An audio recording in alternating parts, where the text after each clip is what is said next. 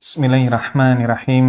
Assalamualaikum warahmatullahi wabarakatuh. Alhamdulillah. Alhamdulillahilladzi bini'matihi tatimmus salihat wa bifadlihi ihtadal muhtadun. Allahumma salli wa sallim ala habibina wa qudwatina Muhammad sallallahu alaihi wa ala alihi wa sallam. Wa man ihtada bihadyihi wastanna bisunnatihi waqtada biqudwatihi ila yaumiddin, amma ba'd. Ikhwatal iman, ahbakumullah. Saudara-saudaraku sekalian yang mencintai sunnah dan dicintai oleh Allah Azza wa Jal, bersyukur kita kepada Allah atas segala nikmat, hidayah dan juga rahmatnya. Allah berikan kepada kita nikmat sehat, nikmat waktu lapang. Allah berikan kepada kita hidayah Islam, hidayah sunnah. Dan Allah berikan kepada kita rahmat berupa kelezatan dalam rangka menuntut ilmu.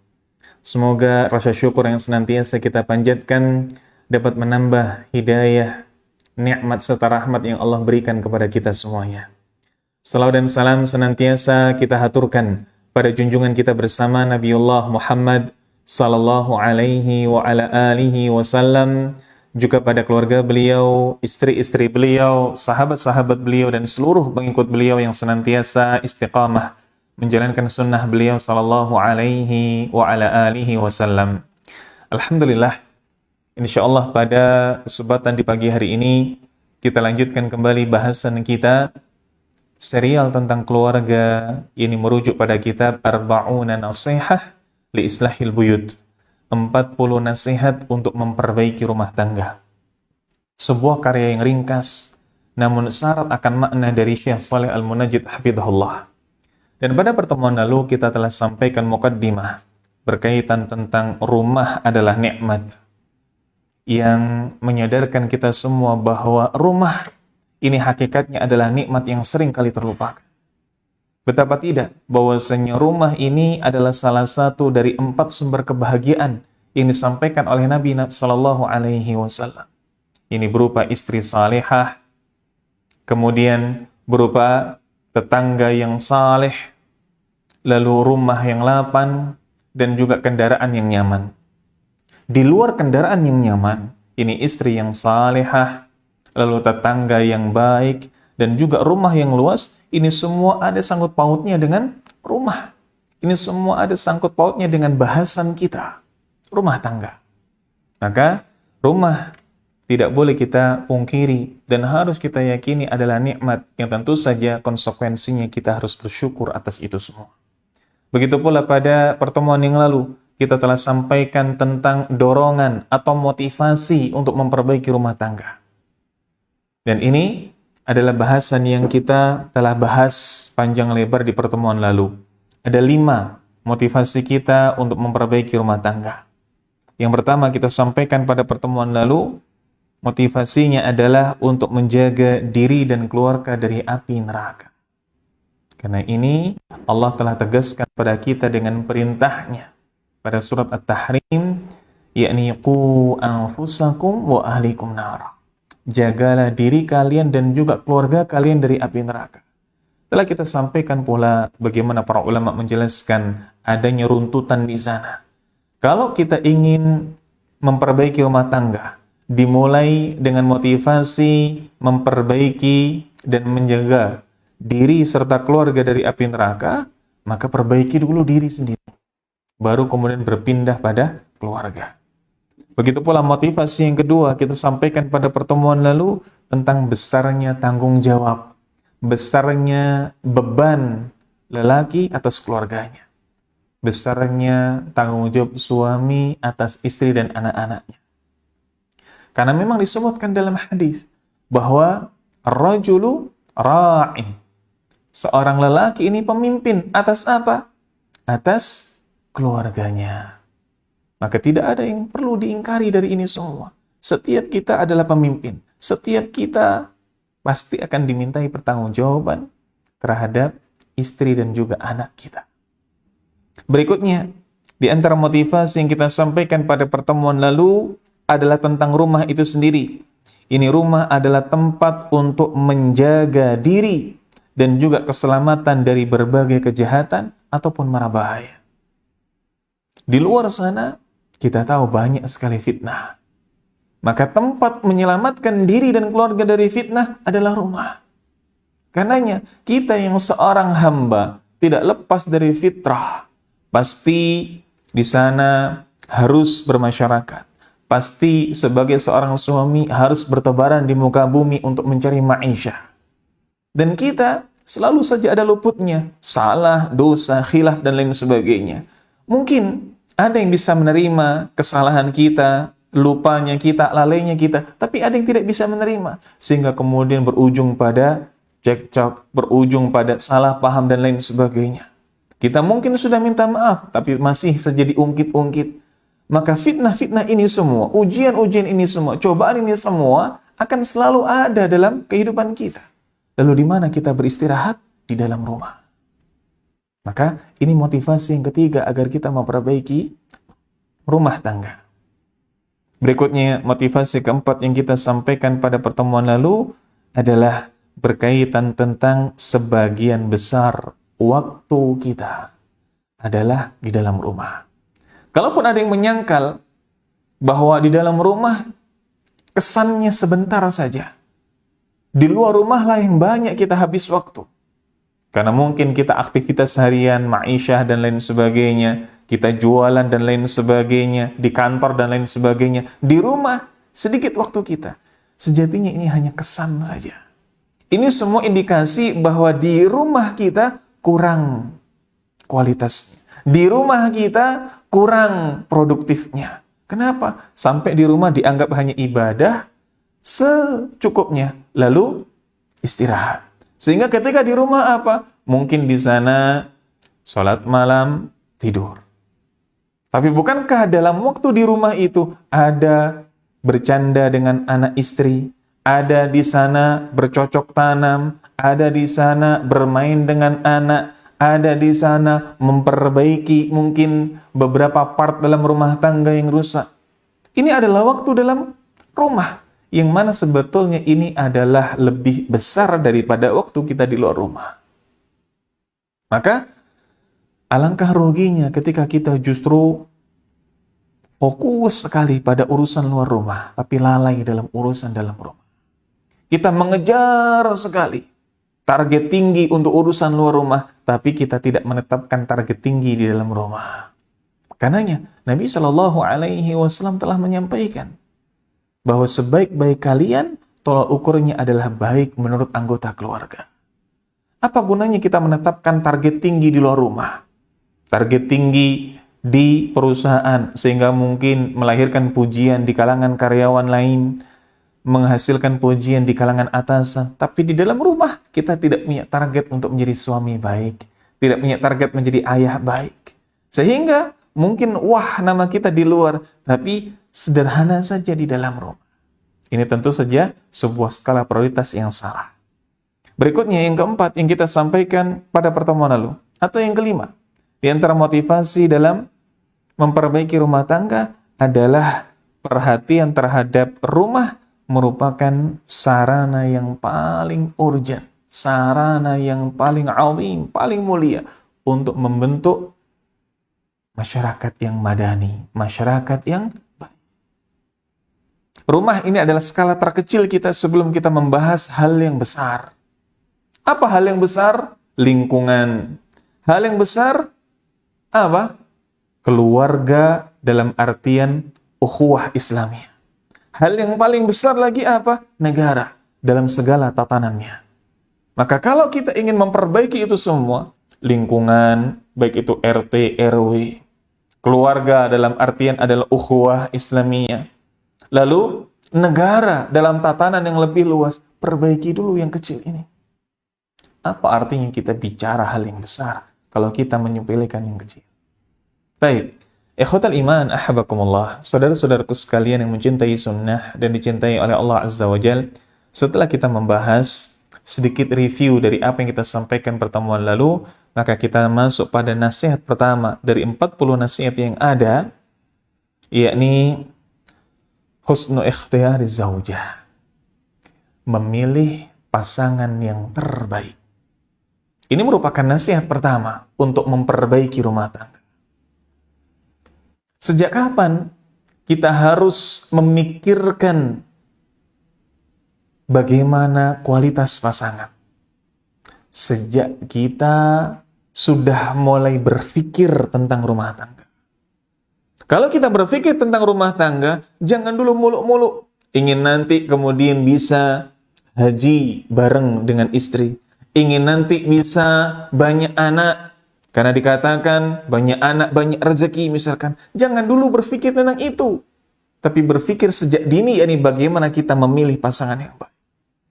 Maka kalau kemudian kita dapati ada saudara-saudara kita, tetangga kita, mungkin berkeluh kesah pada kita mengatakan, rumah tangga saya kok begini, begini, dan begini. Mungkin di dalam rumah adanya cekcok, mungkin di dalam rumah adanya gap dengan anak, tidak bisa cair, dan lain sebagainya. Apa yang harus dilakukan? Apa hal mendasar yang harus kita lakukan? Maka nasihat kita adalah mungkin Anda lalai ketika step pertama untuk memperbaiki dan membangun rumah tangga. Ini memilih pasangan yang terbaik. Mungkin dia sadar, oh iya, dulu mungkin memilih pasangan itu karena apa? Karena mungkin desakan orang tua. Sehingga mungkin tidak selektif. Karena mungkin ego saat banyak teman yang sudah menikah, saya sendiri yang belum nikah. Maka akhirnya tidak selektif dan lain sebagainya. Ia sadar. Maka ketika ia sadar, kita ingatkan motivasi untuk memperbaiki rumah tangga ini 5 hal yang telah kita sampaikan tadi. Baik. Ketika membahas tentang nasihat pertama, yakni memilih pasangan yang terbaik atau memilih istri yang tepat, maka yang menjadi rujukan dari ini semua adalah firman Allah dalam surat An-Nur ayat 32.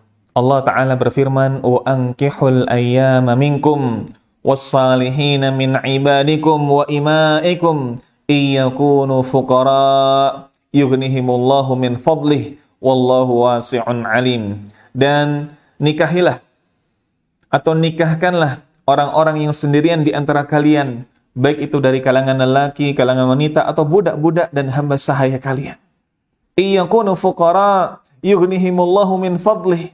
Kalau mereka itu terhalang karena faktor ekonomi, merasa fakir, merasa miskin, merasa kurang, yakinkan bahwa dengan menikah yughnihimullahu min fadlih. Allah yang akan mencukupkan mereka dengan karunia-Nya Allah. Wallahu wasi'un alim, dan Allah itu maha luas karunia-Nya, dan Allah alim, maha mengetahui hal yang tidak tampak, maha mengetahui apa yang terbaik bagi kita. Baik, ikhwatal iman, ahabakumullah. Saudara-saudaraku sekalian yang mencintai sunnah dan dicintai oleh Allah Azza wa Jalla.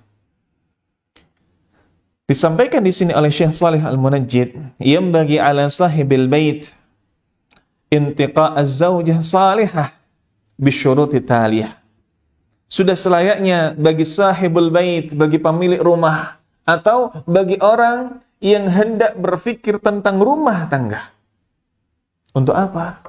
Untuk memilih istri yang salihah, memilih pasangan yang tepat. Dan itu semua hendaknya memperhatikan syarat-syarat sebagai berikut. Maka Syekh Shalih Al-Munajjid memberikan beberapa poin berkaitan dengan istri yang salihah. Apa saja? Yang pertama, beliau mengingatkan kita akan sebuah hadis muttafaqun alaih. Nabi kita yang mulia sallallahu alaihi wasallam berfirman, Nabi sallallahu alaihi wasallam bersabda, "Tunkahul mar'atu li arba'in." Wanita itu dinikahi karena 4 hal. Limaliha wa li hasabiha wa li jamaliha wa li diniha. Ini karena hartanya, ini karena harta apa yang tampak baginya. Entah itu harta milik si wanita atau harta milik keluarganya. Karena sejatinya ketika seorang wanita ini masih dalam buayan orang tua, masih dalam tanggung jawab orang tua, maka sejatinya orang tua masih benar-benar bertanggung jawab atas putrinya. Berbeda dengan lelaki. Para ulama mengatakan bahwa wajibnya orang tua memberikan nafkah pada anak lelaki sampai usia baligh saja. Berbeda dengan wanita. Sebagian ulama, dan ini qaul jumhur, bahwa ayah ini wajib menafkahi seorang anak gadisnya. Sampai kapan? Sampai dia menikah. Maka maksud di sini lima liha, hartanya, wanita dinikahi karena hartanya, itu karena harta wanita itu sendiri atau harta dari orang tuanya. Baik, harta dari wanita itu sendiri atau harta orang tuanya. Karena wanita, khususnya yang masih gadis, belum menikah, sejatinya masih dalam tanggung jawab penuh dari siapa? Tanggung jawab penuh dari orang tuanya. Berbeda dengan laki-laki. Laki-laki tidak demikian. Ketika sudah dewasa, ketika sudah balik, sejatinya ala qaulin, menurut sebagian pendapat, dan ini insya Allah pendapat yang tepat, orang tua tidak lagi wajib untuk menafkahi anaknya ketika sudah balik. Walaupun di sana ada qaul yang mengatakan sampai ia telah memiliki kemampuan. Baik. Yang kedua, disampaikan dalam hadis ini lihasabiha. Ini tentang baiknya nasab. Bagaimana bibit bebet bobotnya kalau kata orang kita. Anak turunannya bagaimana? Ini turunan siapa? Oh, dari keluarga yang saleh. Oh, dari keluarga yang baik agamanya. Oh, dari keluarga yang benar-benar menjaga auratnya. Oh, dari keluarga yang benar-benar terkenal dengan penjagaan terhadap amanah. Baik ini, kita lihat. Lalu berikutnya yang ketiga disampaikan dalam hadis muttafaqun alaih, li jamaliha, paras wajahnya. Maka dilihat, oh paras wajahnya memang tidak putih, tapi memang itu cocok dengan kriteria saya. Oh putih, cocok dengan kriteria saya. Oh tinggi semampai, cocok dengan kriteria saya. Oh tidak tinggi, tapi apa? Tapi mungkin proporsional, cocok dengan apa yang menjadi keinginan saya. Baik, ini paras. Termasuk pula di sana bagaimana postur tubuh dan lain sebagainya. Walidiniha, dan yang keempat adalah karena agamanya. Dan inilah yang kemudian digaris bawah oleh Nabi Shallallahu Alaihi Wasallam. Beliau tekankan fadfar bidatid din taribat yadak. Pilihlah karena yang akhir. Pilihlah karena agama. Inilah yang akan menyelamatkan, yang akan melapangkan. Kenapa? Closing statement dari hadis ini sejatinya tidak layak untuk kita campakkan begitu saja. Khususnya bagi para pemuda. Kalau yang sudah berkeluarga mungkin telah mengetahui hakikat dari ini. Betapa apa yang dulu dilihatnya, bahkan menjadi skala prioritas ketika memilih istri. Mau itu bagaimana nasab keluarganya, mau itu bagaimana harta keluarganya, mau itu bagaimana paras wajahnya. Ketika sudah menikah, puluhan tahun ia menikah, tidak akan dilihat apa yang dulu ia prioritaskan. Tapi bagaimana yang dilihat adalah agama. Ketaatannya pada Allah, ketaatannya pada suami, ini yang dilihat. Maka hendaknya bagi para bujana, bagi orang-orang yang hendak berumah tangga, menitik beratkan pada ini. Agama dulu dilihat. Ketika memang agamanya baik, baru kemudian dia membuka opsi-opsi yang lain, opsi harta, opsi nasab, opsi wajah atau paras tubuh dan lain sebagainya. Baik. Berikutnya, yang disampaikan oleh Syekh Shalih Munajjid adalah hadis dalam riwayat Imam Muslim. Yakni ad-dunya mata'un wa khairu mata'id dunya al-mar'atu salihah. Dunia ini adalah kesenangan. Dunia ini adalah kenikmatan. Dan sebaik-baik kenikmatan dunia adalah al-mar'atu salihah. Istri yang salihah. Lagi-lagi, ini menguatkan akhir dari hadis yang pertama. Wanita yang salihah. Inilah yang disebut dengan perhiasan dunia. Ikhwatal iman, ahabakumullah. Saudara-saudaraku sekalian yang mencintai sunnah dan dicintai oleh Allah Azza wa Jalla. Ketika dalam hadis ini disebutkan ad-dunya mata'. Dunia ini adalah kesenangan. Dunia ini adalah kenikmatan. Lalu bagaimana dengan hadis Nabi SAW yang lain? Bahwasanya ad-dunya sijnul mu'min. Dunia ini adalah penjaranya orang beriman. Sementara dalam hadis riwayat Imam Muslim ini dikatakan, dunia ini kenikmatan. Mana korelasinya? Yang satu mengatakan ini penjaranya orang beriman, yang satu mengatakan bahwa dunia ini kenikmatan. Maka Kita sampaikan bahwa benar dunia ini adalah sijnul mukmin, penjaranya orang beriman. Tapi ini ketika dikomparasikan dengan akhirat. Maka dunia ini kalau dikomparasikan dengan akhirat seperti penjara bagi orang beriman.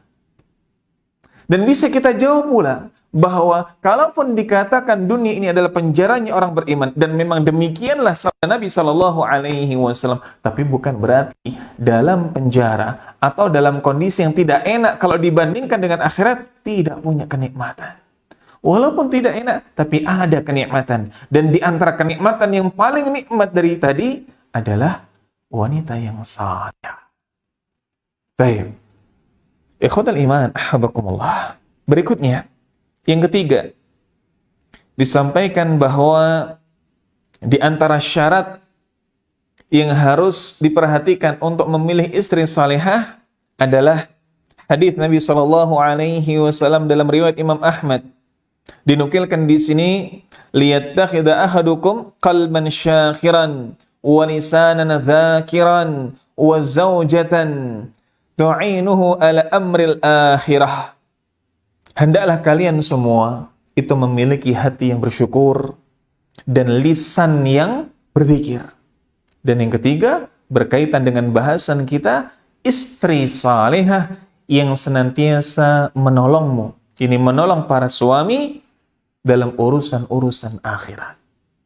Lagi-lagi dihubungkan pada istri yang salihah. Kepada pribadi kita semua diperintahkan oleh Nabi Shallallahu Alaihi Wasallam memiliki hati yang senantiasa bersyukur, memiliki lisan yang senantiasa berzikir. Ini kaitannya dengan bagaimana kita menikmati hidup ini. Kalau hati kita senantiasa bersyukur, qanaah, maka kita akan bahagia dengan apa yang kita miliki. Kalaupun kemudian kita telah bahagia dengan apa yang kita miliki, ditambahi dengan walisanan dzakiran, lisan yang senantiasa bersyukur, ini akan menenteramkan hati. Karena memang zikir ini menenteramkan hati.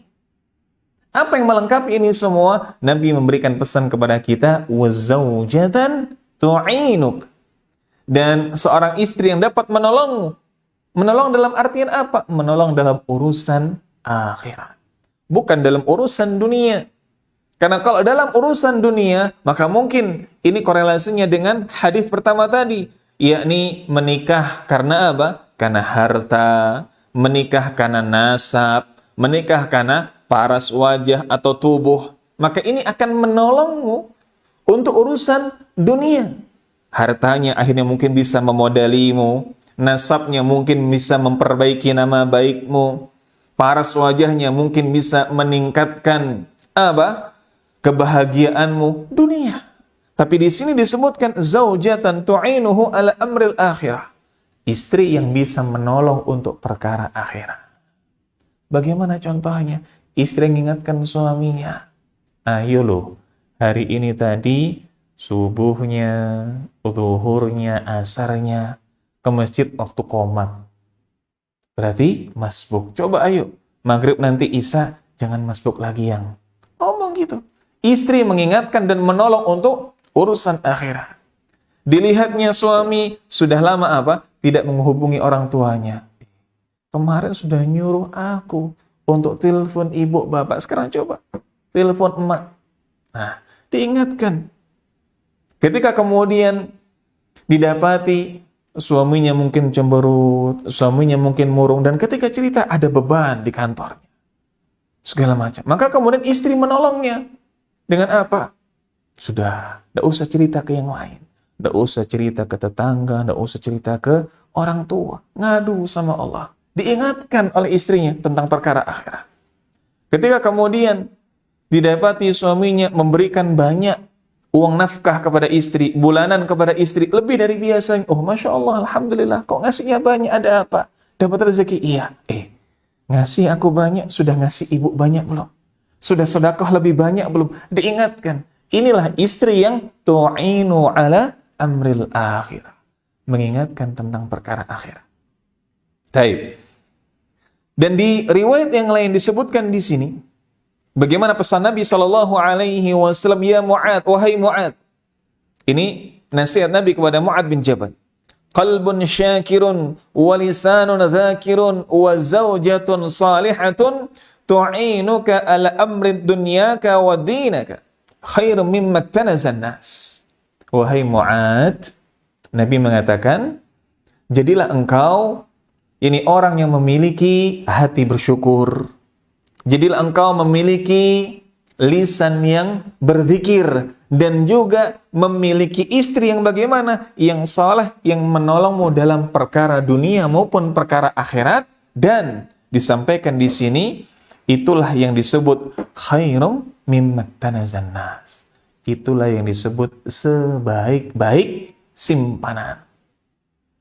Maka istri yang dia bisa menolong untuk perkara duniakah, juga perkara akhiratkah, dan ini yang utama, inilah disebut sebaik-baik apa? Simpanan. Sebaik-baik apa? Simpanan di sini bukan berarti sesuatu yang disimpan, tidak. Tapi simpanan ini maksudnya adalah sesuatu yang sering diincar. Harta karun. Sesuatu yang sering apa? Dicari-cari. Sesuatu yang besar nilainya. Bahkan kalau bisa, kita sendiri yang memiliki, jangan orang lain. Ini maknanya. Maka istri demikian ini adalah istri yang jadi idola. Bisa memperingatkan dan menolong untuk urusan dunia maupun urusan akhirat. Baik. Berikutnya, syarat yang disampaikan oleh Syekh Shalih Al-Munajjid untuk memilih istri-istri yang salehah adalah disebutkan di sini adalah hadis yang diriwayatkan oleh Imam Ahmad dan disahihkan oleh Imam Al-Albani rahimahumullah. Tazawwajul wadudal walud fa inni mukathirun al-anbiya'i yaumal qiyamah. Nikahilah oleh kalian para istri yang wadud, para istri yang memiliki kasih sayang. Dan juga walud, ini para istri yang penyubur. Karena aku, kata Nabi SAW, suka menjadi nabi yang banyak umatnya. Suka menjadi nabi yang banyak pengikutnya. Kalau kita sedikit fokus pada penggalan terakhir dari hadis ini, karena aku, kata beliau SAW, suka dan ingin menjadi nabi yang banyak sekali pengikutnya. Berarti banyak umatnya.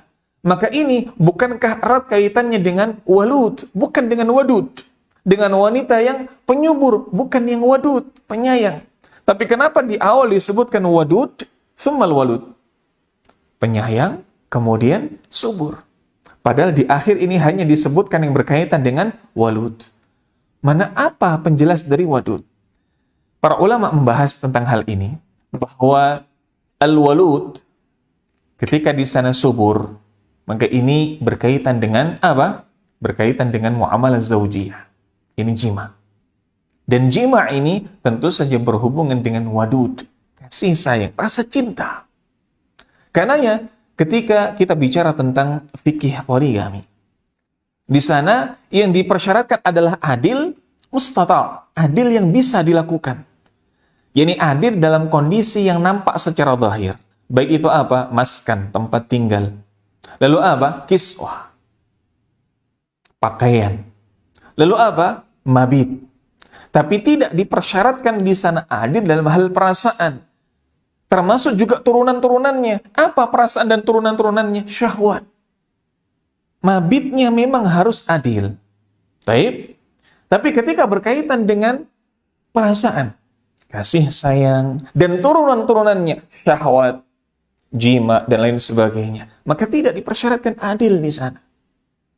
Maka begitu pula penjelas dari hadis ini. Nabi mengatakan tazawwajul wadud, walud, yang pengasih, yang penyayang, dan juga yang subur. Lalu digaris bawah di sana, karena aku, kata beliau, suka, ingin menjadi nabi yang banyak umatnya. Maka ketika banyak umatnya di sini, bukan hanya berkaitan dengan subur, tapi sejatinya juga berkaitan dengan sayang.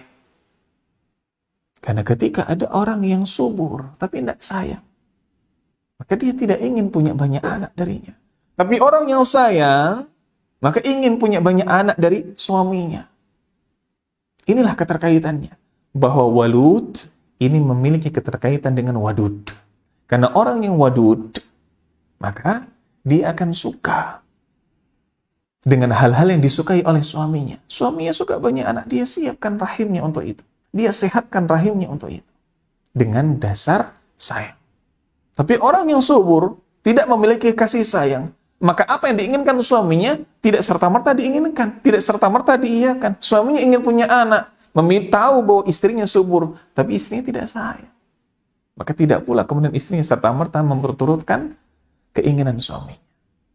Baik. Sebagian ulama juga menjelaskan bahwa makna al-wadud di sini adalah al-aid ila zawjiha. Wanita yang senantiasa kembali pada suaminya. Maksudnya apa? Ketika di sana ada cekcok dengan suaminya. Ketika di sana ada salah paham dengan suaminya.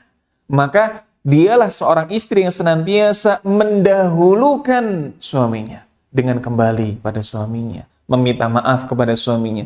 Karena yang disebutkan dalam hadis bahwa di antara ciri wanita penghuni surga adalah yang tatkala ada permasalahan dengan suami, maka dia datangi suaminya. Disebutkan dalam hadis, ia meletakkan tangannya di atas tangan suaminya sembari mengatakan, aku tidak akan bisa terpejam, ini tidak akan bisa tidur setelah ridho darimu.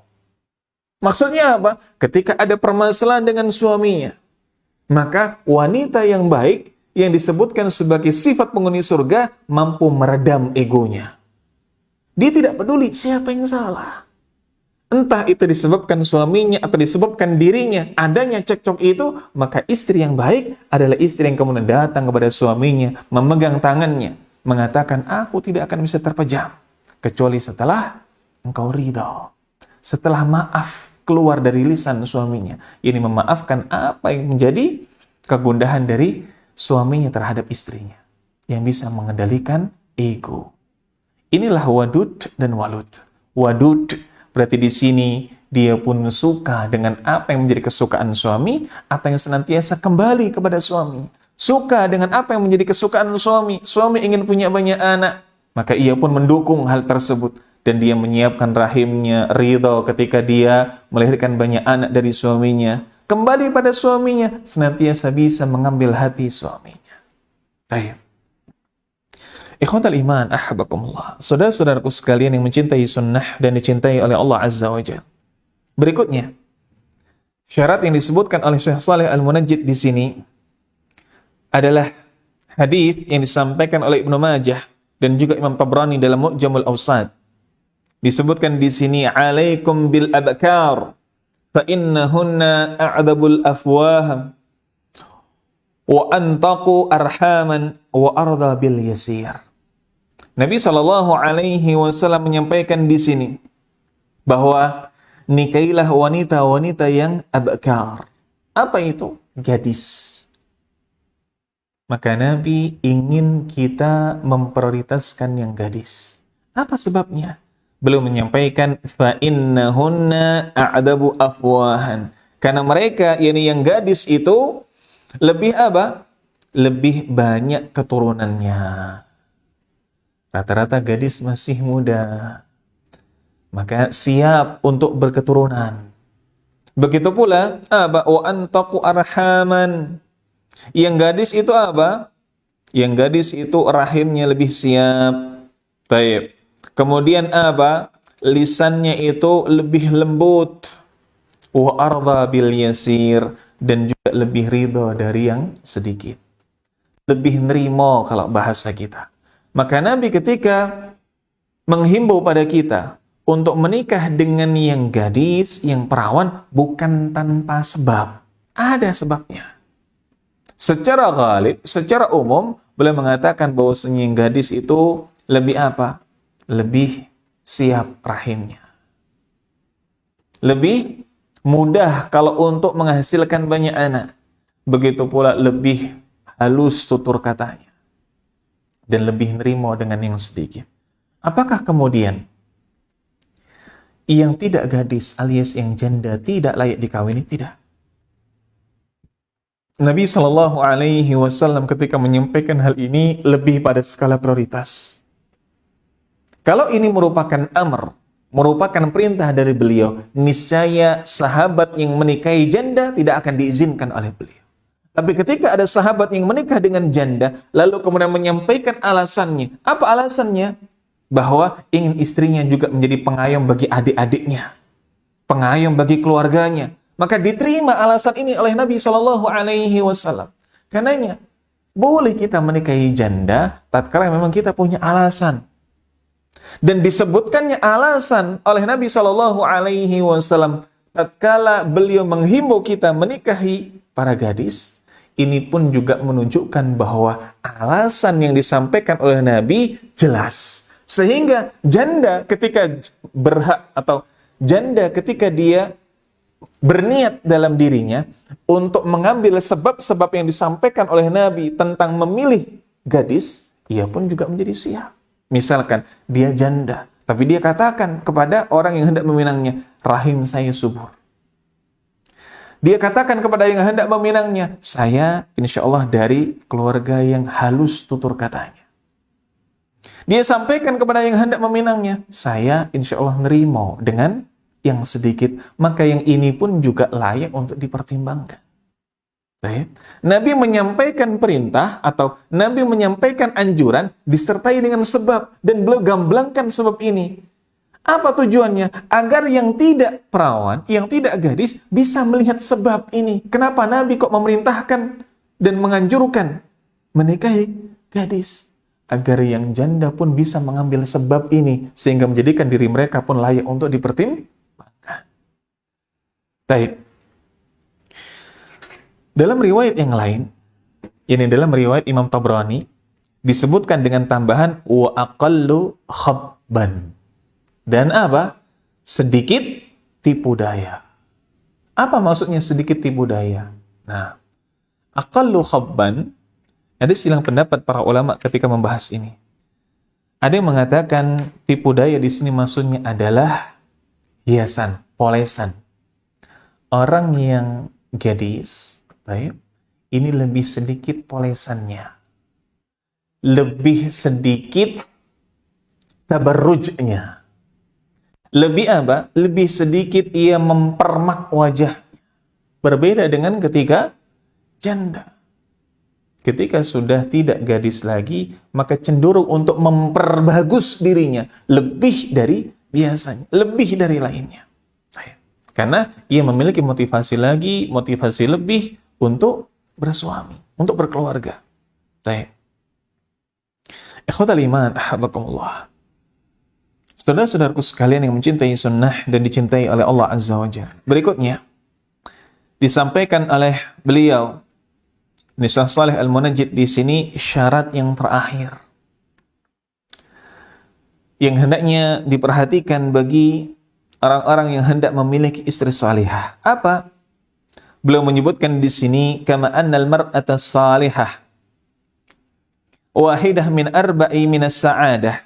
Sebagaimana wanita salihah itu merupakan salah satu dari 4 sumber kebahagiaan. Tadi kita sebutkan, dalam hadis disebutkan bahwa 4 sumber kebahagiaan. Di antara sumber kebahagiaan adalah istri yang salihah, lalu ada tetangga yang baik, rumah yang luas, dan kendaraan yang nyaman. Disebutkan istri salihah ini salah satu dari 4 sumber kebahagiaan. Maka beliau mengatakan fal mar'atu su' wahidah min arba'is saqa. Maka wanita yang buruk, berarti wanita yang tidak salihah, merupakan salah satu dari sumber keburukan. Merupakan salah satu dari sumber bencana. Wa in kana jamilatan, wa in kana ghaniyatan. Maka wanita yang buruk, wanita yang tidak salihah, walaupun cantik, walaupun kaya, sejatinya merupakan salah satu dari sumber keburukan, sumber bencana. Kama ja'a fil hadis sahih, sebagaimana yang datang dari hadis yang sahih.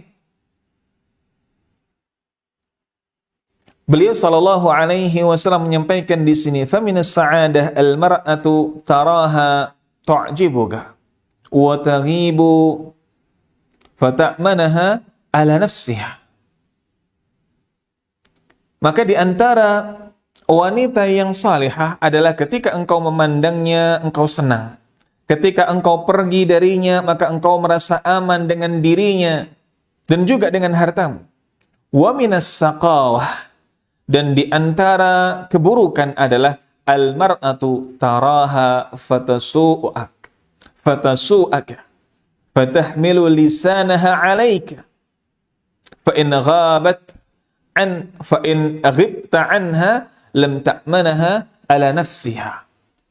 Dan di antara wanita yang buruk itu adalah al-mar'atu taraha fatasu'aka.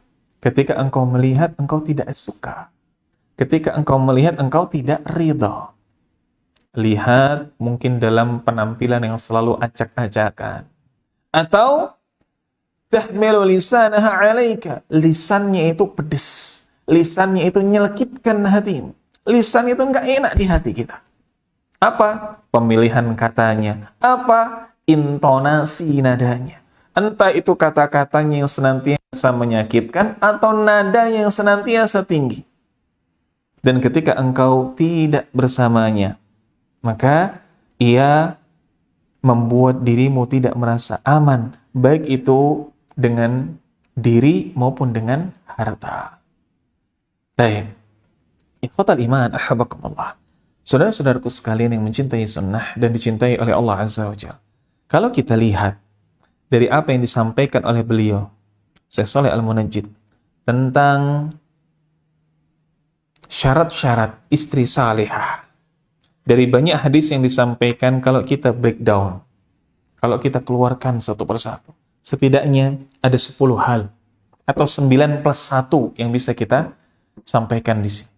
Yang pertama, hadis berkaitan dengan hadis muttafaqun alaih. Di sana ada agama. Ini yang pertama. Lalu ada harta. Ada keturunan, ada paras wajah. Ini 4 hal yang pertama. Agama, lalu harta, lalu keturunan, lalu paras wajah. Lalu yang kelima, disampaikan tadi berkaitan dengan penyayang. Al-wadud. Penyayang. Maka penyayang di sini tentu saja punya konsekuensi yang tadi kita sampaikan. Yakni yang dia memprioritaskan suaminya. Yang ia benar-benar senantiasa taat kepada suaminya, kembali kepada suaminya. Juga yang sabar. Maka konsekuensi dari sayang di sini adalah sabar, taat. Dia bisa mengendalikan egonya. Apapun ketika ada permasalahan dengan suaminya, sabar.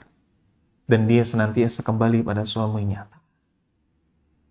Lalu yang keenam, di antara yang perlu diprioritaskan ketika memilih wanita untuk dijadikan istri adalah yang subur, yang berketurunan.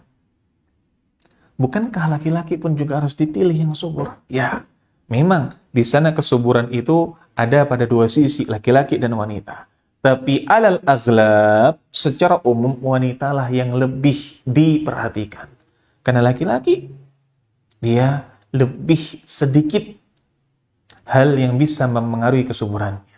Tapi wanita banyak. Bukan hanya dari sisi minuman, makanan saja, tapi juga dari sisi apa? Kebiasaan, dari sisi kebersihan, dari sisi rahim, dan lain sebagainya. Baik. Lalu berikutnya yang ketujuh, diutamakan gadis. Prioritaskan gadis. Dengan sebab-sebab tadi. Kalau kemudian di sana ada janda dan antum punya sebab tertentu, misalkan ingin mengayomi anak yatim, apalagi anak yatimnya itu pun juga yang sudah saleh-salehah, terlebih lagi mungkin gadisnya itu masih bisa untuk berketurunan lagi, apalagi gadisnya itu pun juga lemah, lembut tutur katanya, nerimo, maka silahkan saja, tidak ada masalah dengan itu. Baik. Dan yang kedelapan, yakni sopan atau terjaga tutur katanya. Baik itu tutur kata ke suami maupun tutur kata ke keluarga suami. Ini perlu diperhatikan. Wanita ketika berkaitan dengan lisan, dan ini adalah tabiat wanita, ini hendaknya lelaki berpikir apa-apa yang baik bagi dirinya dan juga baik bagi keluarganya. Contoh, ada seorang lelaki yang ketika dia sudah merantau dan dia bertemu dengan wanita teman-temannya yang ceplas-ceplos. Sementara dia bukan dari keluarga yang ceplas-ceplos. Bahkan sangat menjunjung tinggi kesopanan, kromo inggil bahkan dengan keluarga, bahasa Jawa yang halus.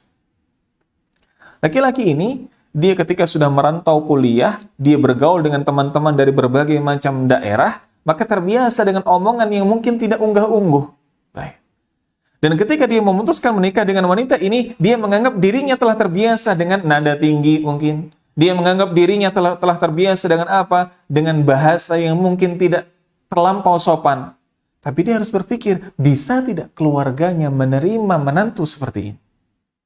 Kalau kemudian ibunya sendiri adalah ibu yang sangat sensitif terhadap kesopanan, maka hendaklah dia harus perhatikan itu. Jangan memilih wanita yang demikian. Atau ketika memang memilih wanita ini, hendaklah wanita ini benar-benar bisa memperhatikan tutur katanya, bukan hanya pada suaminya, tapi juga kepada keluarga suami. Berikutnya yang ke-9 adalah amanah. Dan amanah ini berlaku pada diri maupun harta.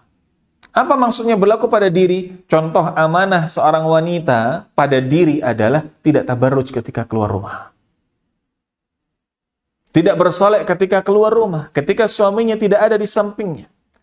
Dan amanah terhadap harta maksudnya adalah menjaga apa yang telah diberikan oleh suaminya. Menjaga apa yang telah diamanahkan oleh suaminya berupa harta. Dan yang ke-10, dan ini menjadi sebuah nilai tambahan, adalah sekufu. Hendaklah wanita itu pun juga memilih lelaki yang sekufu, sebagaimana lelaki pun juga memilih wanita yang sekufu. Baik. Berikutnya, disampaikan beliau di sini oleh Syekh Shalih Al-Munajjid,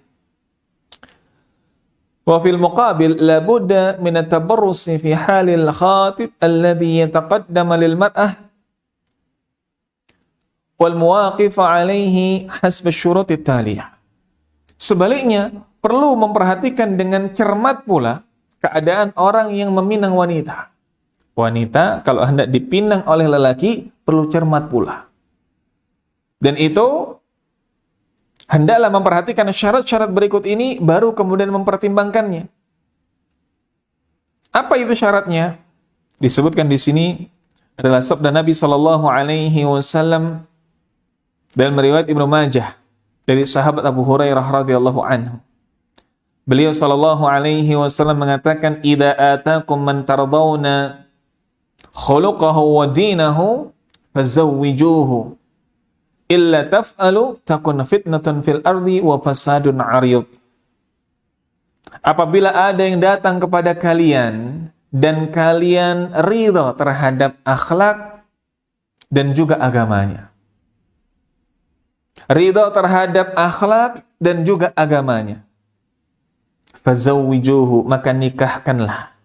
Apabila tidak, illa taf'alu takun fitnatun fil ardi, maka akan terjadi fitnah di muka bumi ini, wa fasadun 'arid, dan bencana.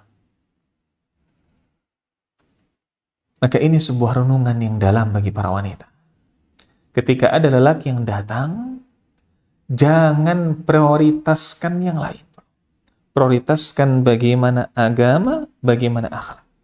Bagaimana hartanya? Taib, ada pertimbangan ini, tapi nanti dulu. Bagaimana tentang paras? Nanti dulu. Bagaimana tentang bibit bebot nasabnya? Nanti dulu. Prioritaskan ini. Prioritaskan agama dan akhlak. Kenapa demikian? Karena sungguh engkau menikah dengannya bukan hanya untuk kemaslahatan sesaat, tapi kemaslahatan apa yang telah menjadi fitrah bagimu. Ini perasaan. Apa artinya?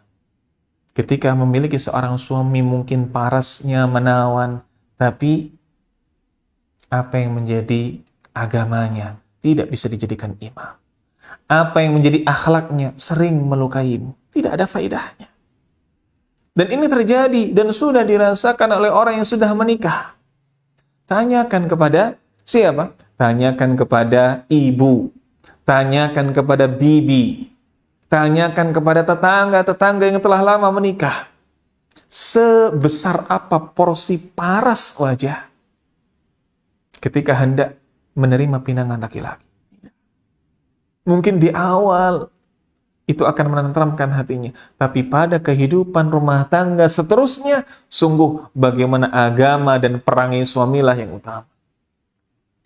Karena kelak pasti semakin tua akan lebih banyak porsi untuk akhirat. Dan bagaimana akan memporsikan akhirat ketika imamnya tidak demikian. Seorang wanita itu butuh dibimbing, tapi bagaimana ketika membimbingnya tidak tahu apa yang harus dibimbing? Seorang wanita itu butuh pengayom. Maka bagaimana dengan yang mengayomi kalau tidak tahu apa saja rule dalam aturan-aturan yang harus dia sampaikan? Dalam nasihat-nasihat yang harus dia sampaikan? Tidak tahu. Baik. Akhlak pun demikian. Karena sejatinya baiknya akhlak menunjukkan baiknya agama. Karena akhlak adalah buah dari pemahaman yang baik. Baik. Kalau ini tidak dilakukan, ini tidak dinikahkan, tidak diprioritaskan oleh wanita ketika hendak memilih calon suami, maka sejatinya akan terjadi fitnah yang besar. Apa contoh fitnah besar? Wanita didatangi oleh seorang ikhwan, baik akhlaknya, baik agamanya, tapi mungkin tidak baik dan tidak sesuai dengan kehendak hatinya berkaitan dengan paras wajah. Ditolaklah wanita ini, padahal baik agamanya. Apa yang terjadi? Wanita ini berharap akan datang pada dirinya yang rupawan, ternyata tidak kunjung datang pula. Kenapa? Kenapa tidak kunjung datang? Karena lelaki yang dia mungkin paras wajahnya baik, tapi kemudian tidak memiliki agama yang baik, dia akan menunda-nunda nikah. Oh, saya memiliki wajah yang rupawan. Ya sudah, nanti dululah nikah. Apalagi dia tidak kenal agama, maka dia pun foya-foya di masa muda. Dia tidak akan memikirkan nikah. Sementara dia, wanita, memikirkan tentang pernikahan. Baik. Sementara wanita yang dia memprioritaskan baiknya agama suami, baiknya akhlak suami, niscaya akan menerima. Baik. Kecuali kalau di sana pertimbangan ada pula yang sedang ditunggu dan baik agamanya. Baik. Maka dia mempertimbangkan antara mana yang paling baik agama di antara dua yang datang. Maka tidak ada masalah di sini. Baik. Ikhwatal iman, ahbakumullah. Saudara-saudaraku sekalian yang mencintai sunnah dan dicintai oleh Allah Azza wa Jalla. Disebutkan di sini, wala budda fi kulli ma sabaqa min husni su'al wa tadqiqil bahthi wa jam'il ma'lumat wa tawfiqi minal masadir hatta la yusidul bait aw yunnam.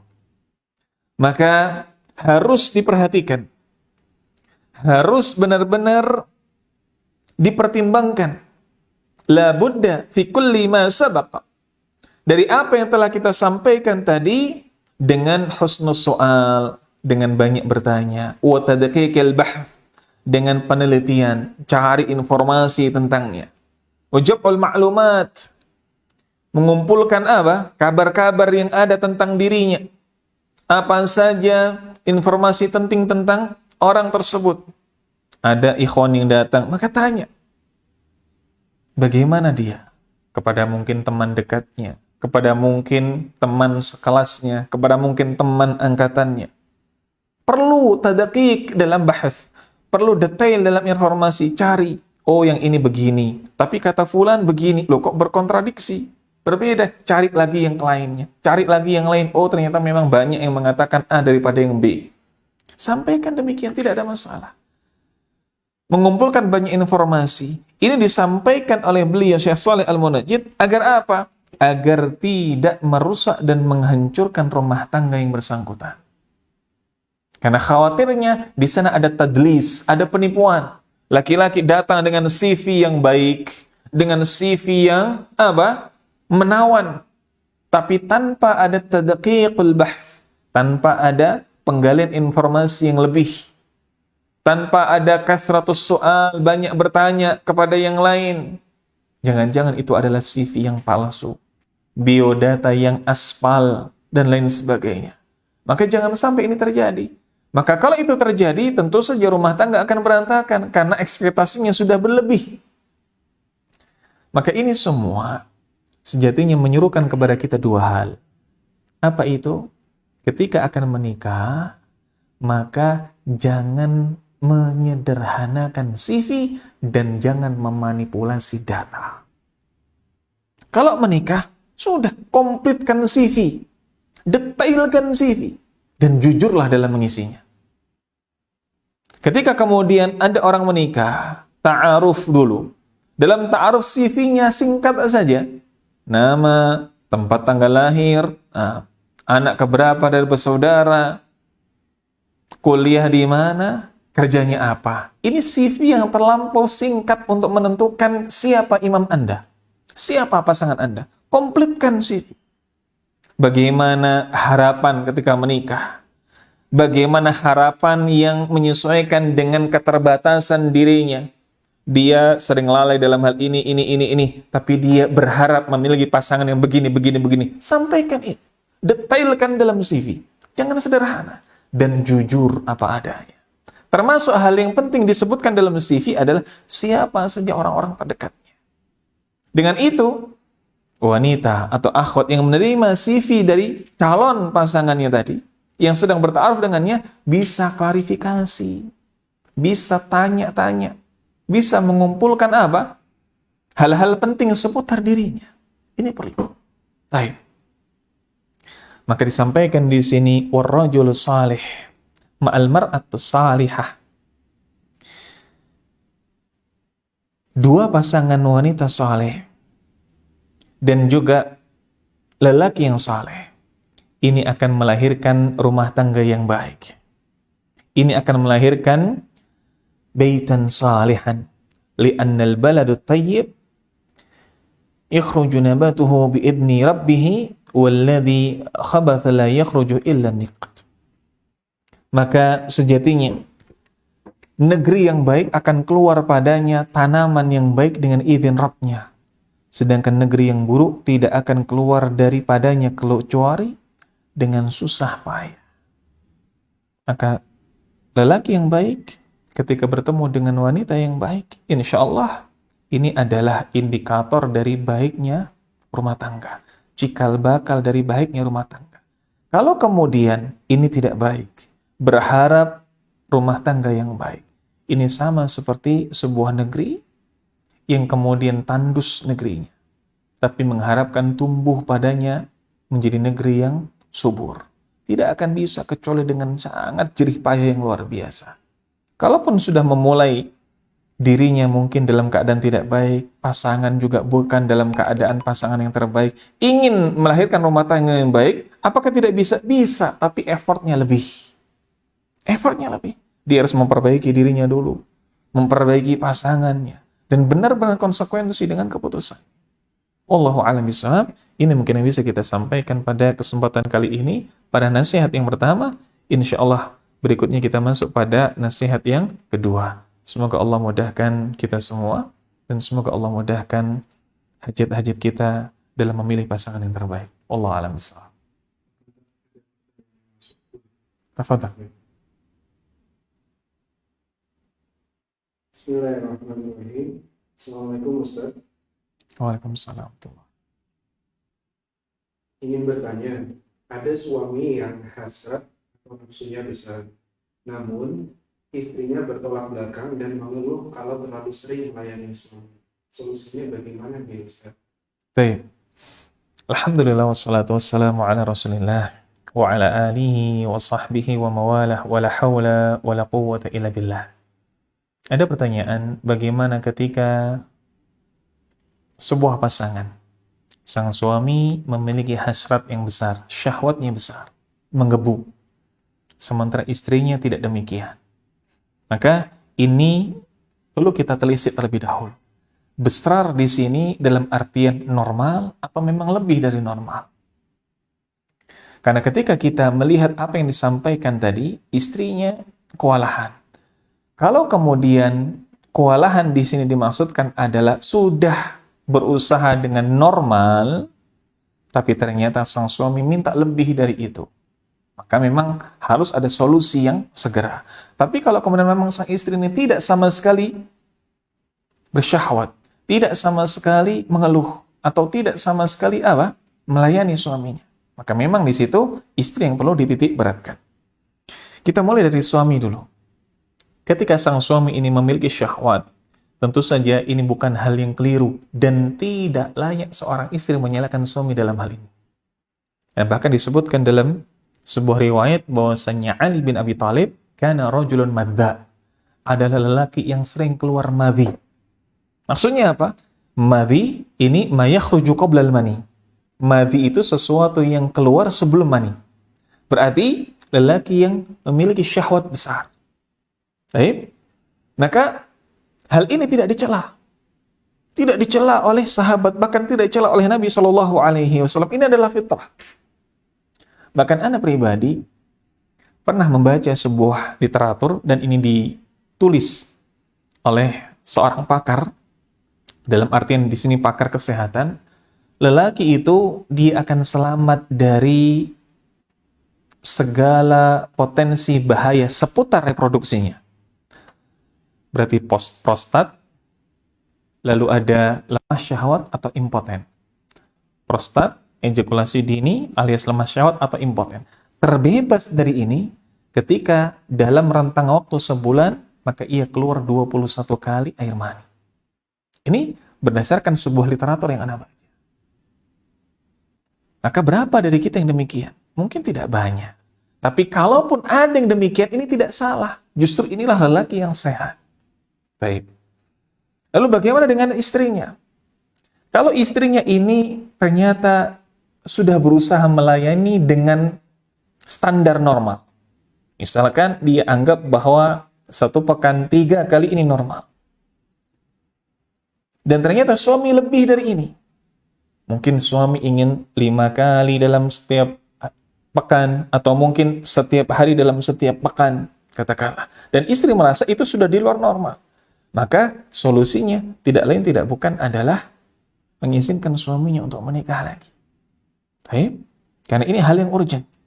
Tapi kalau kemudian di sini sang istri ternyata jauh di bawah itu, menganggap sang istri ini 1 kali dalam sebulan saja cukup, atau 1 kali dalam 1 pekan saja cukup, sementara suaminya tidak terlampau menggebu, dalam artian yang dimaksudkan itu standar saja, mungkin 3 kali dalam sepekan.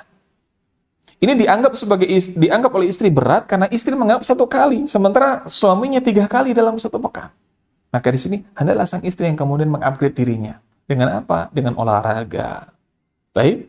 Dengan mungkin memperbaiki vitalitasnya, sehat, menjaga asupan makanannya. Bisa jadi ini juga karena asupan makanan yang kurang akan hal-hal seperti madu, seperti apa? Seperti mungkin vitamin yang bisa mereproduksi hormon. Ini mungkin yang perlu diupayakan. Baik. Adapun di sana kita juga harus melihat dari sisi lain. Kenapa kok istri enggan melayani? Kenapa kok istri merasa berat? Bisa jadi suami indahu syahwah wala indahu quwwah. Punya syahwat tapi tidak punya kekuatan. Syahwatnya menggebu tapi tidak punya kekuatan. Ingin terus berjima dengan istrinya tapi tidak punya kekuatan. Apa maksudnya? Ia hanya mementingkan dirinya sendiri. Mungkin suaminya, dirinya telah puas, telah ejakulasi, sementara istrinya belum mendapatkan kenikmatan. Maka ini yang membuat sang istri berpikir 2 kali. Kalau mungkin suami meminta lagi dan lain sebagainya. Seakan-akan suami ini egois. Tidak memperhatikan bagaimana kenikmatan yang diperoleh istrinya. Maka ini pun juga harus diperhatikan. Ini jadi bahan pertimbangan. Bagaimana solusinya? Saling jujurlah. Saling jujur di antara keduanya. Apa yang menyebabkan sang istri tidak bisa? Dan apa yang menyebabkan suami ini demikian? Dicari titik temunya. Kalau ternyata suami ini menganggap memang dirinya adalah memiliki syahwat besar dan memang kuat, sang istri menganggap bahwa ini sudah mencapai batas maksimalnya, maka kalau ia tidak bisa berusaha meredam suaminya, maka persilahkan suaminya untuk menikah lagi demi menjaga kemaslahatan suaminya. Agar apa? Suaminya tetap bisa menyalurkan syahwatnya dengan cara yang halal, dan itu berarti sang istri pun juga harus apa? Sang istri pun juga harus memperbesarkan rasa sabar dan tabahnya kepada Allah Azza wa Jalla. Apakah kemudian poligami ini sesuatu yang layak untuk dipercepat? Jawabannya tidak. Bukan berarti ketika dalam kondisi demikian, suami punya syahwat dan juga kuat, istri kemudian tidak mampu melayani, maka solusinya sudah nikah lagi. Tidak. Untuk poligami, itu bukan seperti membalikkan telapak tangan. Bahasa orang Jawa, poligami itu bukan sakdek saknyek, pingin langsung. Tidak. Menikah lagi, itu butuh sebuah langkah. Suami mengatakan kepada istrinya, saya ingin nikah lagi. 2 atau 3 tahun lagi. Maka ini perlu. Maka ketika ini terjadi, istri pun kemudian apa? Istri kemudian berpikir, oh, kenapa sebabnya? Apakah saya punya keterbatasan? Ya, saya punya begini. Iya, kamu saya anggap begini. Oh, ya sudah. Tapi begitu pula, juga ada yang harus ditingkatkan. Misalkan sang istri mengatakan, kalau memang 2 atau 3 tahun lagi ingin menikah, maka perbaiki dulu ekonomi. Baik. Oh, mapan secara ekonomi. Istri mengatakan, boleh. Tapi tolong, lebih punya waktu lagi dengan saya. Lebih punya waktu lagi dengan keluarga. Ini boleh. Maka, rumah tangga poligami, atau ketika seseorang memutuskan menikah lagi, bukan sesuatu yang seperti membalikkan telapak tangan. Perlu ada diskusi dengan istri. Bukankah ridho istri itu bukan sebuah kewajiban? Iya. Bukan kewajiban syariat, tapi tanggung jawab moral Anda sebagai suami. Wallahu a'lam bishawab. Ini mungkin yang bisa kita sampaikan. Atas banyak sekali kurangnya dan sedikit lebihnya saya mohon maaf. Akhiru kalam wa akhiru da'wana anil hamdulillahi rabbil alamin. Wassalamualaikum warahmatullahi wabarakatuh.